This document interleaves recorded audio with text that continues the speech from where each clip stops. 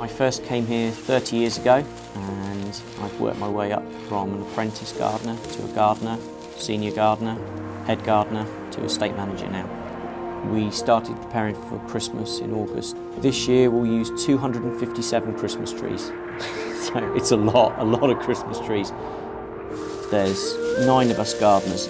Some of us put trees up, some of us help the florists with decorating them, and everyone gets involved.